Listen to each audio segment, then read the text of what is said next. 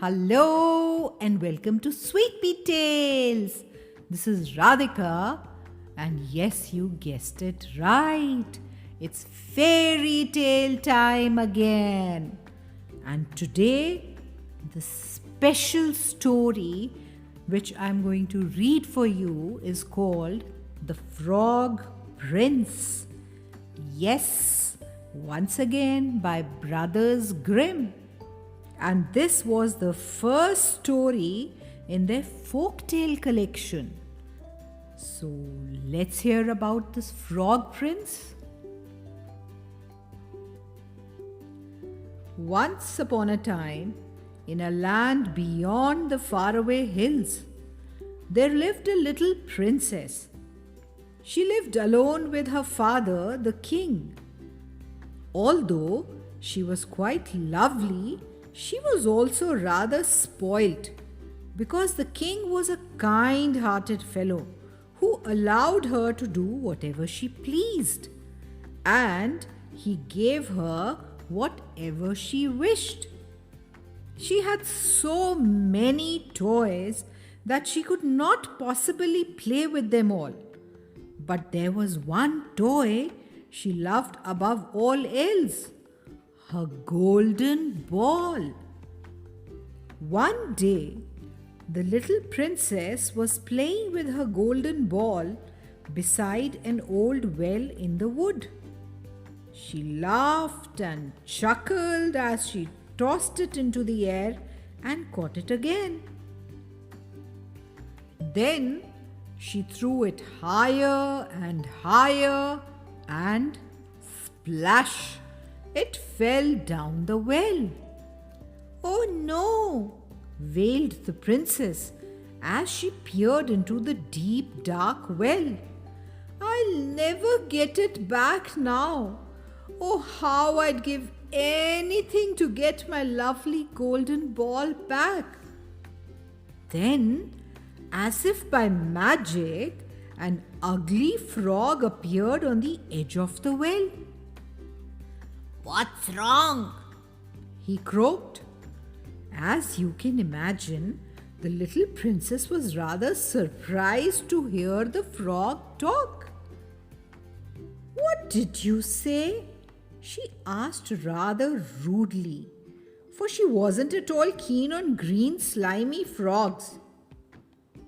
"I asked what was wrong," said the frog very politely.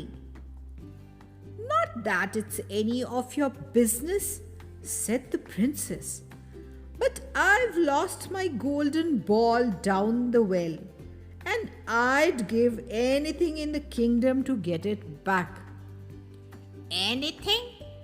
asked the frog with interest. "Anything," replied the princess rather grandly.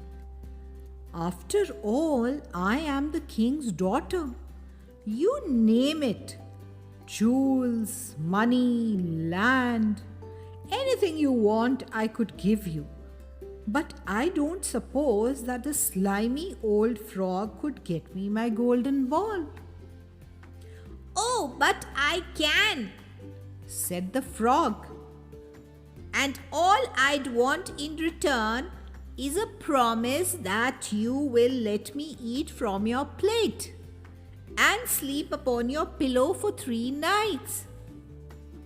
"Yes, of course," said the little princess, secretly crossing her fingers, for she saw no reason for keeping a promise to a slimy frog. So the frog jumped into the water, and within minutes was back with the golden ball in his mouth. "Hooray!" cried the princess, snatching the ball and racing off before the frog had time for so much as a croak. "Wait for me," called the frog. "Remember your promise." But it was no good. The spoilt little princess had already forgotten all about him. That evening, the princess and the king were sitting down to dinner when there was a knock on the door. Let me in, princess, croaked a familiar voice. Who is that? Asked the king. Have you invited a friend to tea? And because she was always truthful to her father, the little princess told him what had happened by the well. Then you must let him in, insisted the king. You have made a promise, and promises must always be kept. So the princess opened the door, and in hopped the frog. The little princess looked on in horror as the frog made his way across the room and hopped onto the table. This looks good, he said, and began to eat from the princess's plate. Yuck! I'm not hungry anymore, said the princess, and she looked away so she didn't have to watch the slimy frog eating her lovely dinner. When bedtime arrived, the princess tried to slip upstairs without her visitor. Princess, I believe you've forgotten someone, called the king. So the little princess had to come back and take the frog to her bedroom. She placed him on her pillow. Yuck, said the princess, as she climbed into bed with her head close to the frog. She was certain that she would never be able to sleep with an ugly, slimy frog in her bed. Believe it or not, though, in no time at all, she was having a really lovely dream about a mysterious prince. The following evening, the little princess once again shared her plate of food with the frog. This time, she even managed to eat a little herself. And when bedtime came, she carried the frog to her bedroom and wished him good night before falling asleep.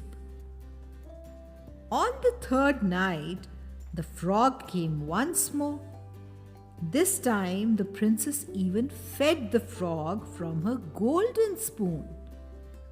Before going to sleep, she read the frog a lovely story. The princess was growing rather fond of the frog. When the princess awoke in the morning, she was surprised to find, instead of a frog, a handsome prince gazing down at her.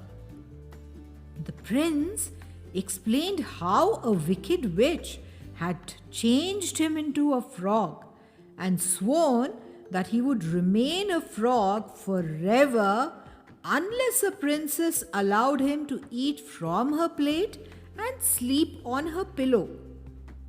When the king heard the story, he was overjoyed that his daughter had kept her promise and broken the spell. He was even more delighted when the prince asked if he could marry the princess. And the princess? Well, she was delighted that her frog had turned out to be a handsome prince and promised never to be a nasty, spoiled person ever again. And so, the princess and the frog prince got married and lived happily ever after. So, my lovely friends, the story teaches us that promises are always to be kept. Till we meet again, take care and stay safe. Bye bye.